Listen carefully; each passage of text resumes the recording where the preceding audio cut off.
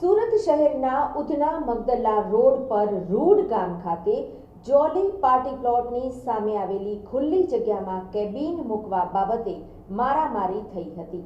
બંને પક્ષે સામસામે અનેક લોકોને ઈજાઓ થઈ છે। આથી પોલીસે 14 લોકો સામે રાયોટિંગનો ગુનો નોંધી કાયદેસરની કાર્યવાહી હાથ ધરી છે તથા પોલીસે આજે આ ઘટનાનું રિકન્સ્ટ્રક્શન કર્યું હતું। તો બીજી તરફ જોલી પાર્ટી પ્લોટની સામે ડીએમડી પાર્ટી પ્લોટમાં રહેતા અને સિક્યોરિટી ગાર્ડ તરીકે ફરજ બજાવતા અબ્દુલ હમીદ સિંધીએ તેજસ પટેલ સહિત આર્યનસિંહ, અમનસિંહ, અભયસિંહ, દીપક વર્મા અને જીતેન્દ્ર ઉર્ફે ગોલુ વિશ્વકર્મા સામે રાયોટિંગની ફરિયાદ નોંધાવી છે। જેમાં તેઓએ જણાવ્યું હતું કે રૂડ ગામમાં આવેલ જમીન ધરમભાઈની માલિકીની છે અને તેજસભાઈ પટેલ સાથે આ જમીન માલિક બાબતે તકરાર ચાલુ છે તથા સિવિલ કોર્ટમાં દાવો પણ ચાલુ હોવા છતાં જમીન પર ગેરકાયદેસર રીતે કબજો કરવા તેઓએ કેબિન ગોઠવવાનો પ્રયાસ કર્યો હતો। 29 જાન્યુઆરીના રોજ સવારે 8 વાગ્યાના અરસામાં તેજસ પટેલ સાથે તેના માણસો આર્યનસિંહ, અભયસિંહ, દીપક વર્મા તથા જીતેન્દ્ર ગોલુ વિશ્વકર્માએ ભેગા મળીને આ જમીન પર પતરાની કેબિન મૂકી હતી। જોકે આ કેબિન હટાવી લેવા માટે અબ્દુલ સિંધીએ જણાવતા તેઓએ તમામે ભેગા મળી સિક્યોરિટી ગાર્ડ પર હુમલો કર્યો હતો।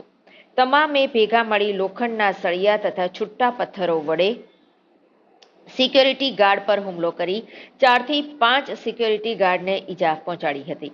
જેથી પોલીસે અબ્દુલ સિંધીની ફરિયાદના આધારે તેજસ પટેલ સહિત 6 વ્યક્તિઓ સામે રાયોટિંગનો ગુનો દાખલ કરી વધુ તપાસ હાથ ધરી છે।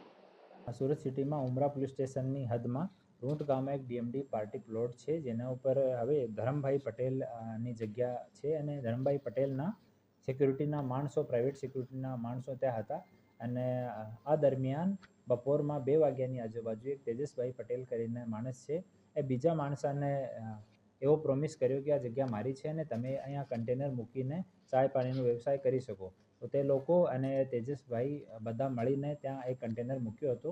આ કન્ટેનર મૂકવાની બાબતમાં બંને પાર્ટીઓ વચ્ચે બહેસ થઈ હતી અને પછી આપસમાં રાયોટિંગ અને મારામારી પણ થઈ હતી।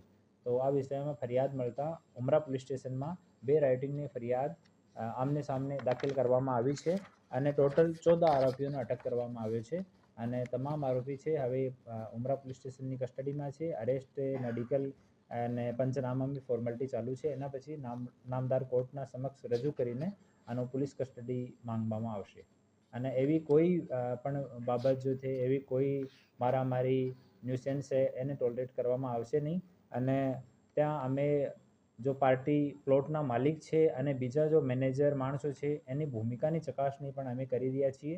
જે એને કોઈ પ્રકારની પ્રત્યક્ષ કોઈ સંડોવણી મળશે તો એના વિરુદ્ધમાં બી સખ્ત કાર્યવાહી થશે।